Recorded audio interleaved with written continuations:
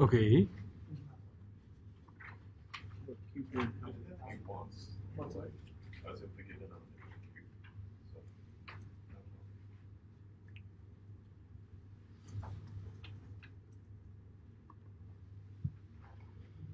Okay, so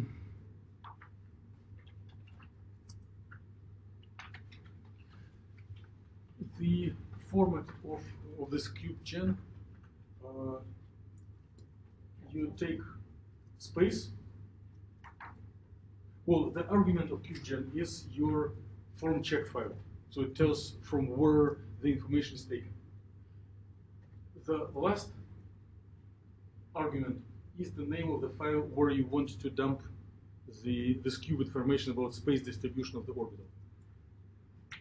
And the additional two parameters is letter O stands that you want orbital. And MO stands for molecular orbital, equals and then number. Right? So when you hit it, it thinks a little bit.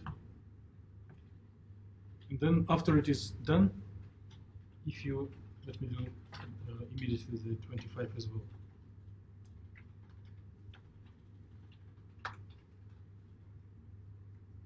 And after it is done, if you list your files, you observe that there are files with extension cube, and they are a little more heavy than the original form check. So instead of encoding, the form check has encoded dense information telling like which atomic orbital has which percentage contributing to molecular orbital, right? Expansion coefficient, something like this. And cube is a literal map, three-dimensional map of this values of orbital. So one may want to open this file, right? It will be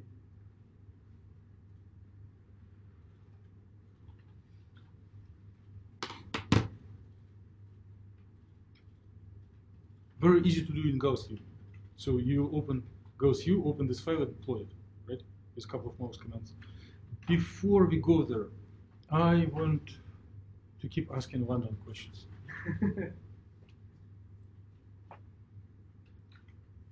The wave, so this orbital, I, X, Y, Z, map, cube of numbers. But what is the standard way to visually represent orbitals for humans? You were already showing it, right? Clouds. What is a cloud? Not in the sense of storing information, but in the sense of obsolete 50 years ago textbooks in chemistry when one draws s, p, d orbitals. They all draw these clouds, right? What is it? I'm asking something really naive and simple from common sense thinking. So they look like pumped balloons of different shapes. And the function is three-dimensional, but balloon is, you do not see what is inside. You do not see what is outside. You see on the surface. So it converts a three-dimensional map into a surface. So how the surfaces are constructed? So this was three-dimensional, and surface to some extent it is two-dimensional. Well, it is a mathematically complicated object. It's not flat, but if you are sitting on surface, you can go left, right, forward, backwards, but you cannot jump up or down. Right? So in some sense, it is two-dimensional with non-trivial topology. Yes. So you project three-dimensional object into two-dimensional. with which algorithm? How these balloons are coming up?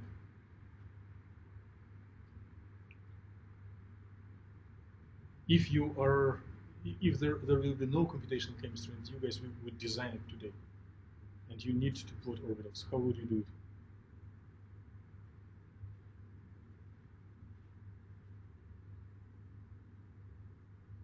Would be based on probability.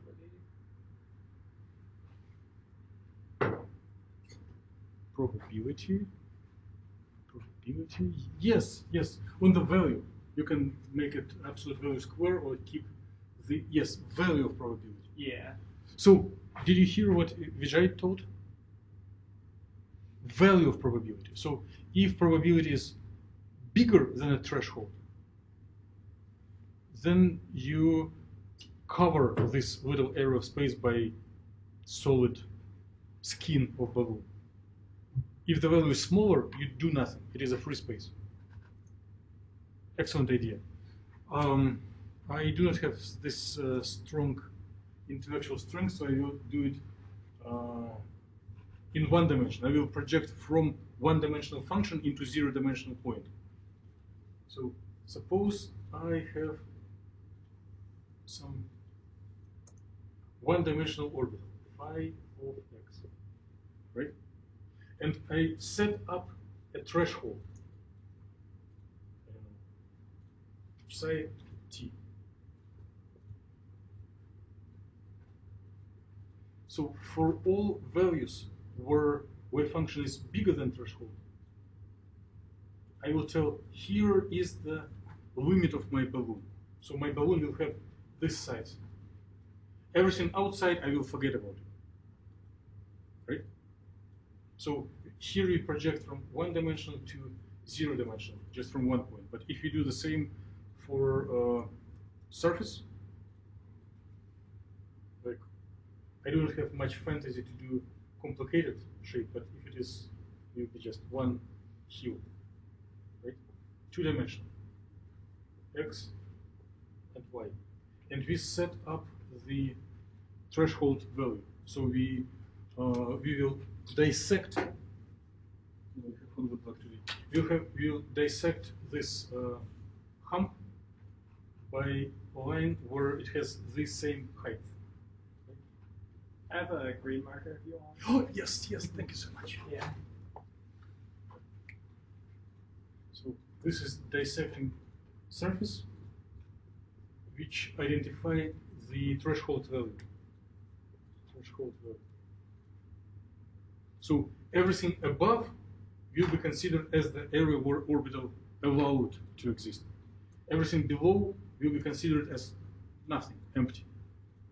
And here we will draw one-dimensional circle. And if you look from above, it will be like circular or whatever, circle with field circle, round orbital. Right? But depending if we select the higher threshold, the radius of this circle will be smaller. If we select lower threshold, the area will be larger. So we are going from 2-dimension to 1-dimension. And I do not have drawing skills and imagination to do in 3D, but you can follow basic idea. If you do same thing for 3-dimensional, the threshold will project a 3-dimensional map onto 2-dimensional non-trivial shapes. And therefore, the surfaces are called iso surfaces. Iso means equal. So at each point on this surface, the value of absolute value of wave function has the same value, iso value. Make sense? Okay, it was too much of mumbling, but actual practical thing is 30 seconds.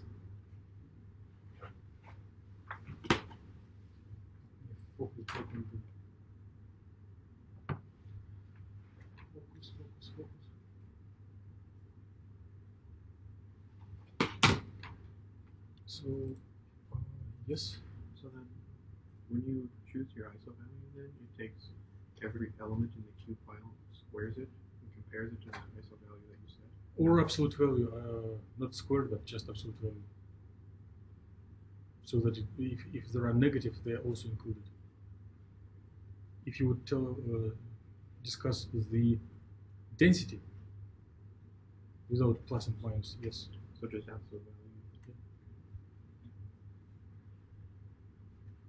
So if I am in Gaussian,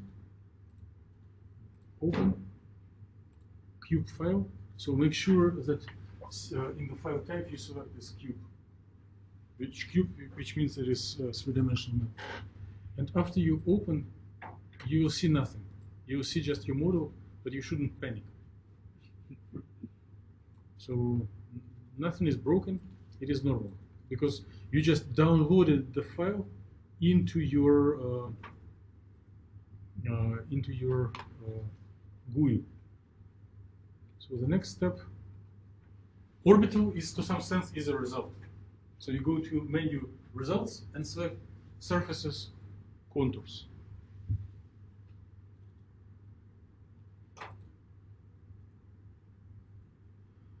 So you see this numbers 80, 80, 80. It is number of grid points along each dimension. So it is array of data with cube with 80 points along each dimension. 8 times 8. Too complicated. 8 it is 2 to the power 3. 8 times 8 times 8 it is 2 to the power 9. 8 to the power 10 is 1024. So 8 to the power 9 is 512. So it is 512 and 3 zeros. So it's 500,000 grid points just for one orbital. So if you want to do 100 orbitals, think ahead, if you really need them.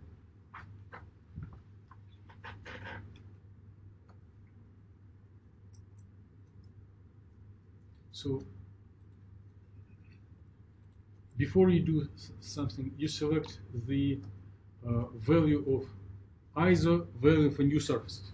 See, you have this ISO value for ISO surfaces. And if you like, you can just keep the default version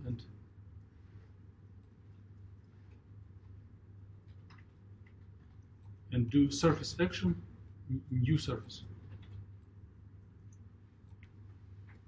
So you may realize that the image is, please do it. Please do it, and I will make a walk around.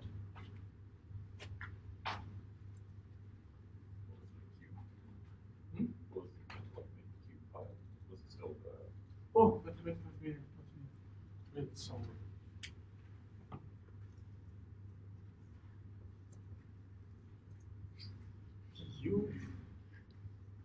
CHEM. Space. Letter O. Letter M. O equals something you like. Space. Your file .fchk. Space. Your file that your creative name for orbital.cube.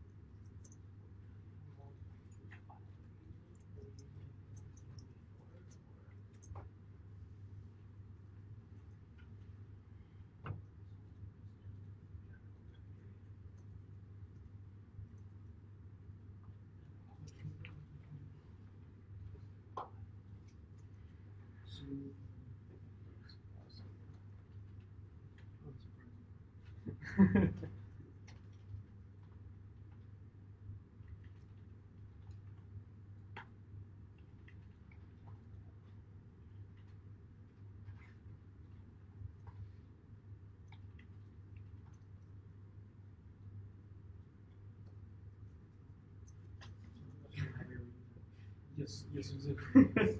Everybody's just now. Right.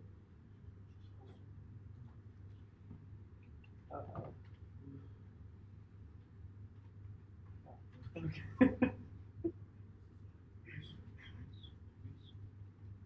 Nope, it's not done yet.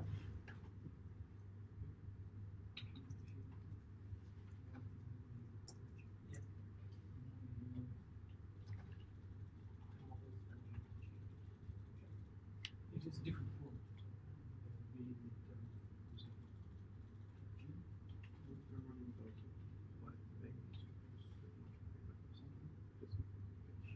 Does it show you? Mm-hmm. Just make sure to get those together. Yeah.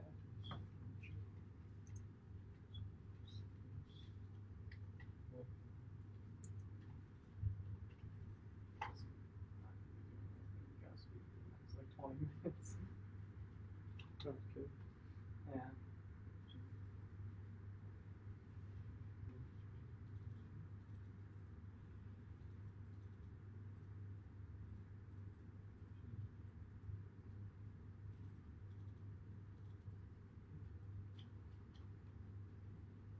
There we go.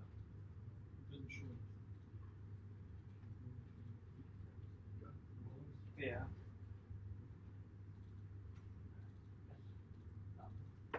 Mine. It just killed itself. Usually when I get frustrated. Can you just Yeah. I mean, it just kind of quit.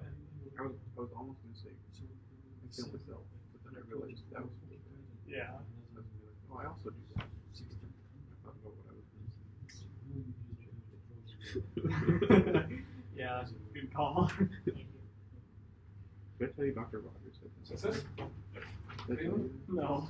Just We were in our review session for one of our tests.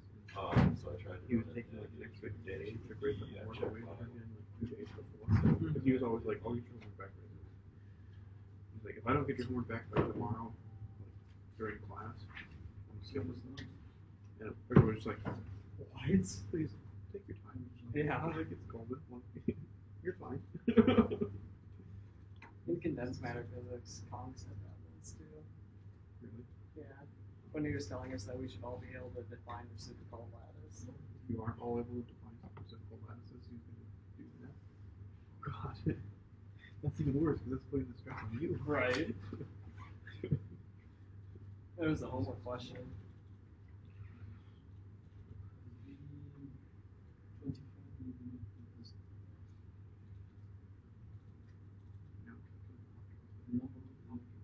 Good. Number of highest orbitals was but the new occasional consent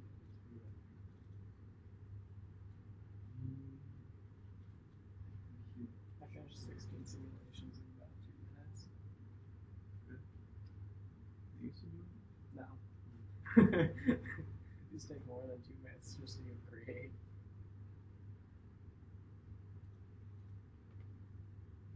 I'm so hungry.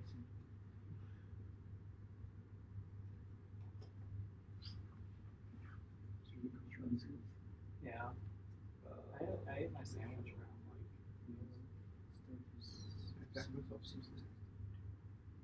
Oh, that's fine. true.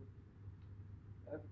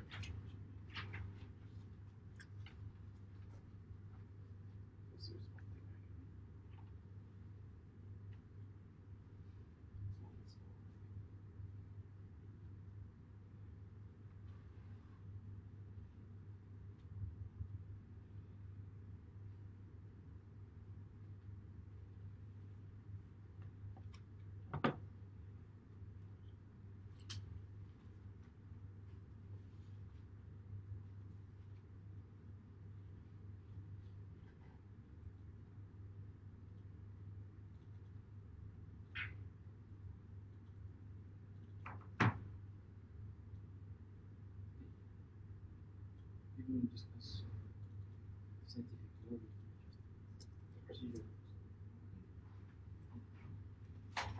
So everyone got the orbitals, right? So if your aesthetic feeling suffers, if you think that it is too ugly and you want to, if it just occupies all space and you are not happy with visual appearance, what you can do, like hide or remove surface and increase the ISO value maybe 4 times and then redraw orbital. So I changed this number from 0.02 to 0.08, 4 times bigger, and redraw the orbital. Do you recognize this symbol and what does it mean? From your everlasting chemical intuition. Looks like SP3 or SP2 hybridization. It looks kind of like P, but a little bit S in there. How many, if it is a flower, how many petals does it have? 4. Which orbitals? Oh, so like D orbital? Yes, it's just a d orbital. Okay. Yeah. So transition metals are those with d orbitals on the top, right? If you make this Aufbau, which means populating hydrogen-like atom with electrons, and you stop somewhere, if you stop in the middle of populating the element with d electrons, d orbitals, it will be transition metal. So this was LUMO, right? Number 25. Oh, okay. Which figure are you getting if you draw highest occupied, HOMO?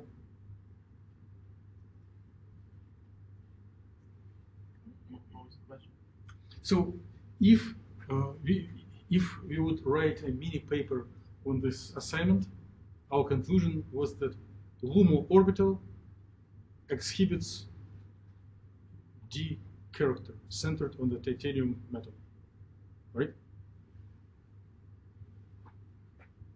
If you want second conclusion, the highest occupied, which character does it have? And where is it localized? Probably P character on oxygen or something. So we have a educated hypothesis that if you draw by Braden, if you draw molecular orbital number 24, highest occupied, it will be p orbitals. It's just 2 petals localized on oxygens. Let's check this hypothesis. And if you have already drawn, if you did number 24, you already have it. Right? Yeah. Those are This is my pure. It's definitely not. Yes. D orbital. If you Oh, it's a draw DZ number squared. I just need to go back and study Griffiths because you know how when we were doing the hydrogen atom, we had those nice pictures. Yeah. So you should read my inorganic. I say this all the time. Yeah. Read my inorganic. It's so much physics in there. Actually, it's not Okay. as much chemistry. I am approaching it from physics. So those Good. I mean, it's not for physicists, so it's like geared toward chemists, like liquid and stuff. Yeah. But it's really physics, like Um, basis. let me suggest that if you are getting some images, you may print screen and put it in your PowerPoint because the next homework will be printing orbitals for all models that you have. So it will be contribution to your homework. Yes? So if I wanted to compare two orbitals, say the HOMO and LUMO, or the HOMO of 2 different species, and I want to make sure that the grid points, I would have to make sure that the grid points are all the same number of grid points. Mhm. Are you familiar with how to do that? How to specify the alignment? Let's try to put like each 100 and see what would happen. I don't remember exact No, I would not tell it from the top of the head, but there should be keyword specifying number of grid points along each direction. Okay. And so, how does it automatically choose? Do you know? How does it automatically choose the default? To match some threshold for continuity of these functions.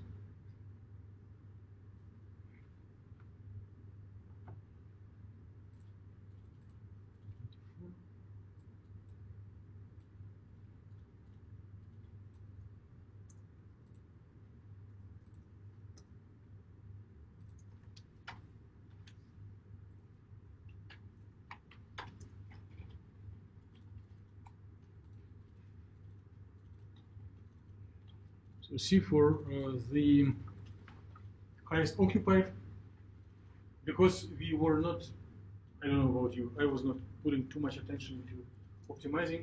It can be not equal on each of oxygens, but it has this standard shape of p orbitals. And the observation that we have made right now has chemical meaning.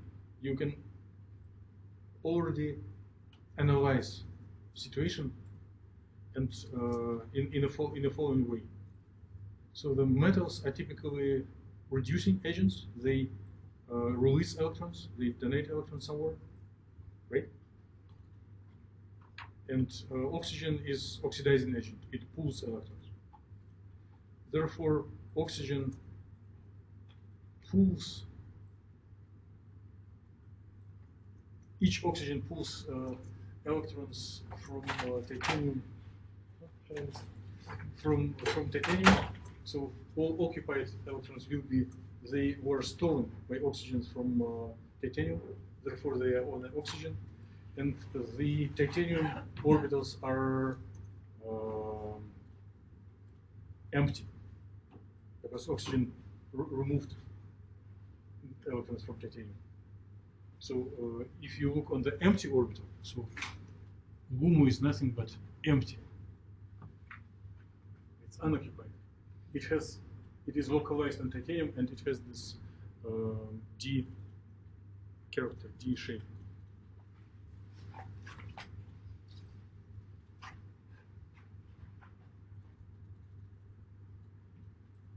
So if you can convert your titanium hydroxide results into these orbitals, then you're fine. You spend an hour on this. And I know that you did it before, but if you forget about it, here is the main command, QGen.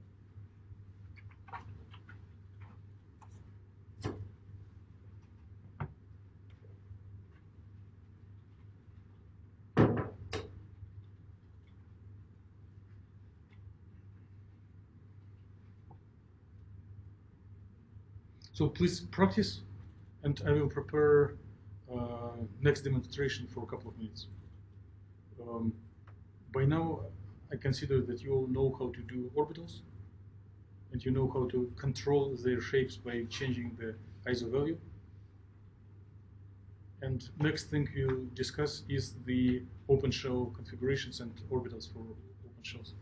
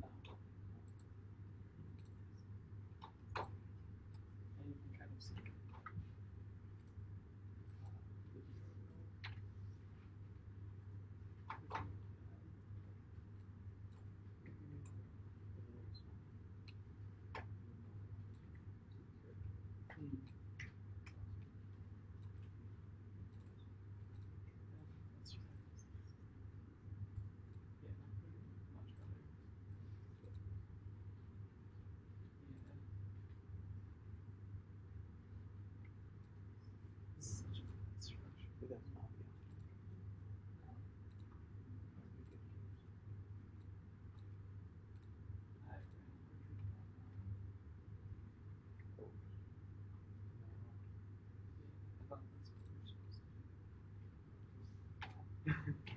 Sure.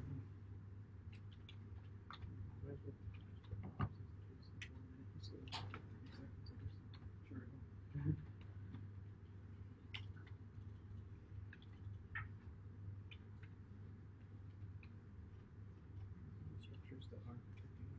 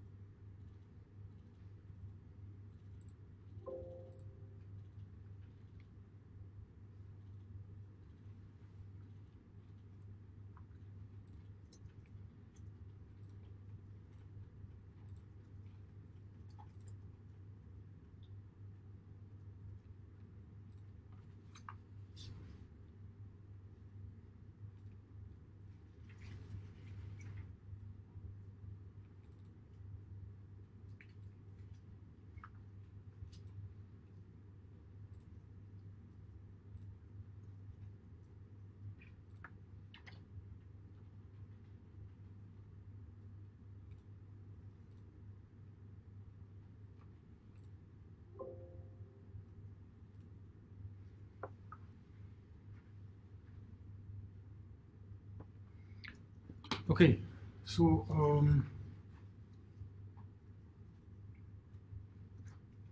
what are we going to do? We are going to talk about open shell configurations.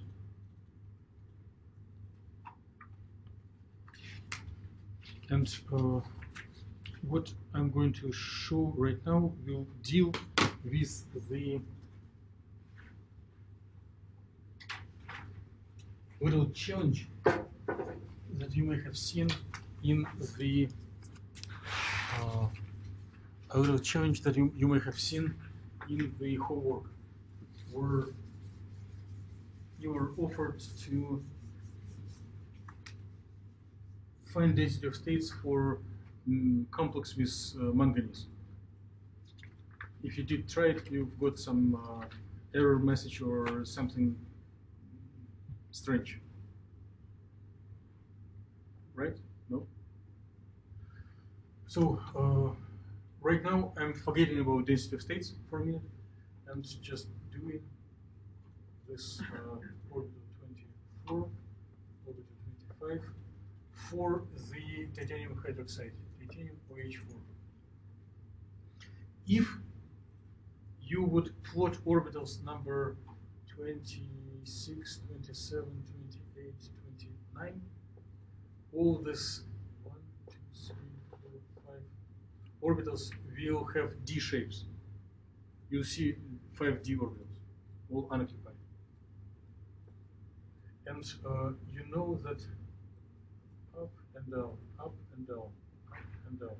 So you do have all occupied orbitals have 2 electrons. 2 electrons means closed shell. But what if you place your hydroxide in the acidic environment? That will pull 1 electron out of it.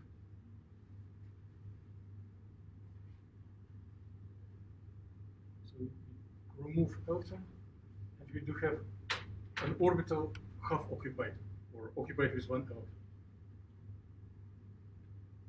Are we allowed to do our standard practice, our standard procedures for such open shell things?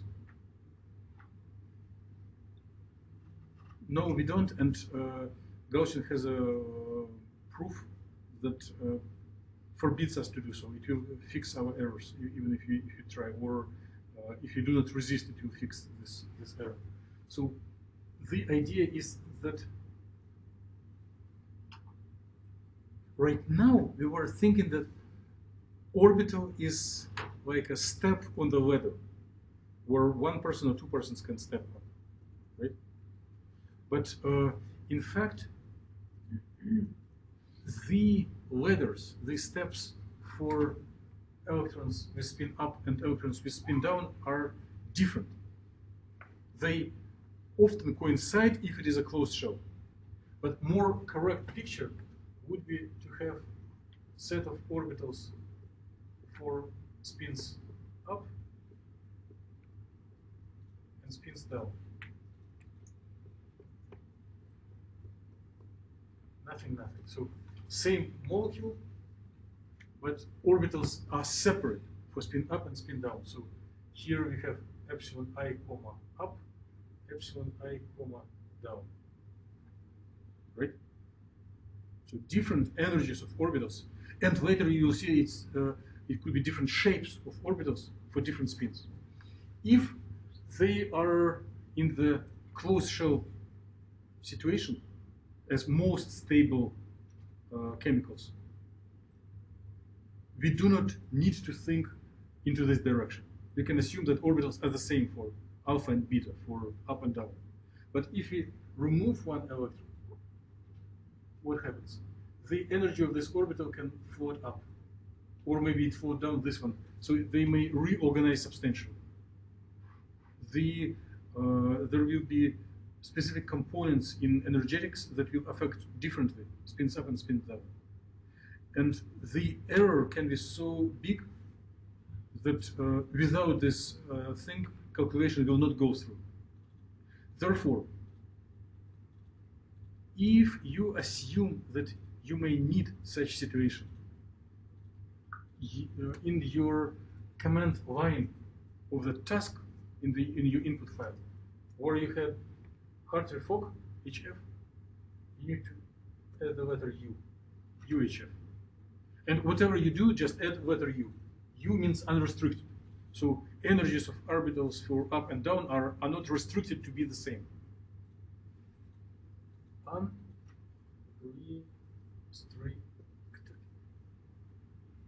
Okay?